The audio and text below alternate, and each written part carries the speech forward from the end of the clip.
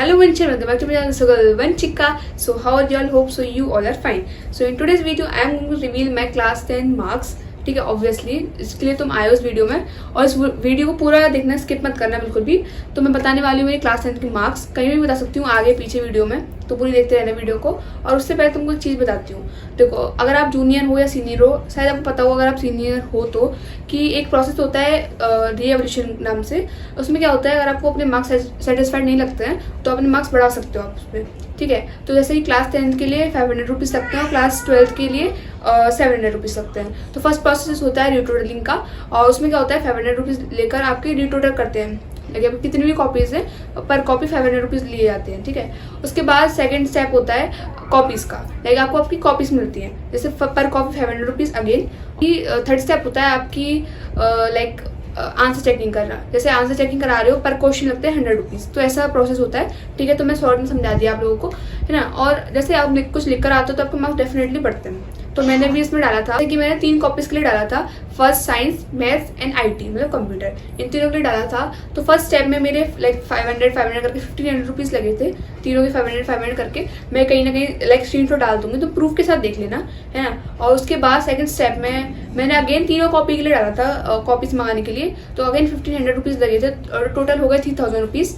ठीक है, तो मैं अगेन बता रही हूँ, स्क्रीनशॉट डाल दूंगी इधर उधर कहीं, है ना।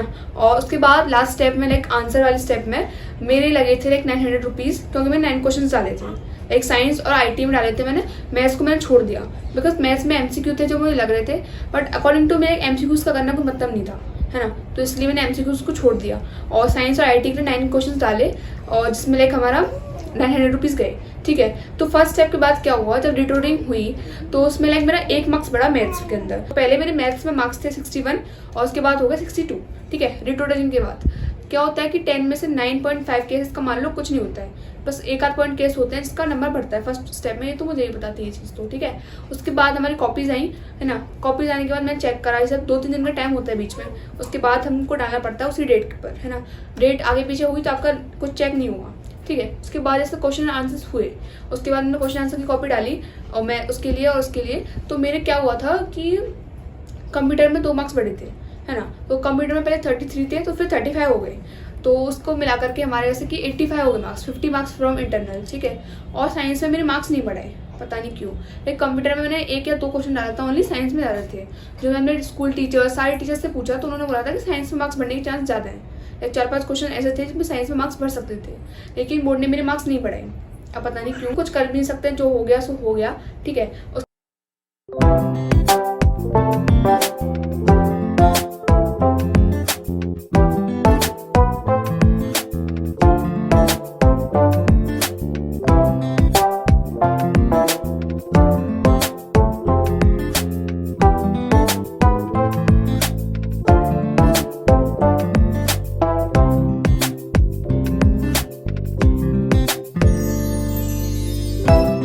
बाद हमको बता देती हूँ अपने रियल मार्क्स जो अपने बोर्ड के।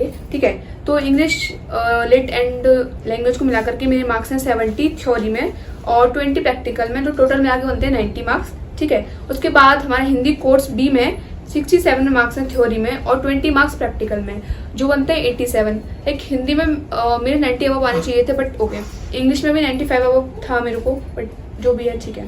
उसके बाद मैथ्स स्टैंडर्ड ली थी मैंने, है ना। मुझे आपके पता था कि मैं ह्यूमैनिटीज़ लूँगी, फिर मैंने स्टैंडर्ड ली, कोई बात नहीं, है ना। तो स्टैंडर्ड में अब जैसे 61 दिखा रहा है इसमें थ्योरी में, तो थ्योरी में 62 हो चुके हैं वो। ठीक है, तो दैट इज़ 82 मार्क्स। और उसके बाद साइंस में हमारे मार्क्स हैं 60 थ्योरी में, और साइंस में भी मेरा था कि 70-75 आ जाएंगे, बट कोई बात नहीं। नेक्स्ट, और प्रैक्टिकल में था हमारा 20 मार्क्स, और जिसके टोटल मिलाकर मिलते हैं हमारे 80 मार्क्स। और सोशल में था लाइक सबसे हाईएस्ट, थ्योरी में 73 और प्रैक्टिकल में 20, जो कि टोटल होता है 93। ठीक है, सोशल में भी था मेरे कि 95 आ जाएंगे, बट कोई बात नहीं।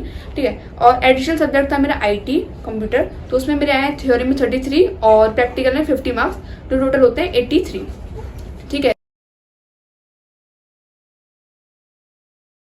और मेरी परसेंटेज तुमको बता देती हूँ गिन करके। जैसे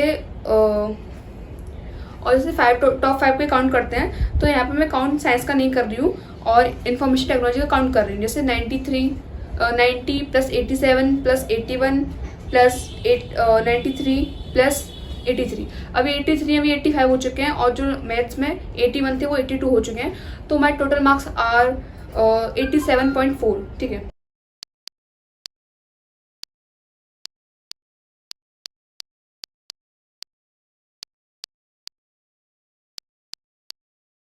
तो पहले मेरे थे 86.8 और अब 87.4 हो चुके हैं।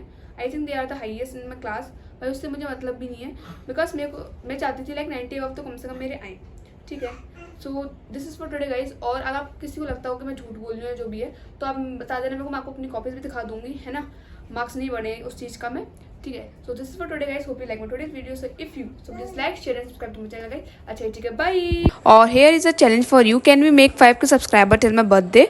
और थोड़ा डिफिकल्ट है, पर तुम लोगों के लिए कुछ डिफिकल्ट नहीं है तो प्लीज़ करा देना। अच्छा ठीक है, बाय।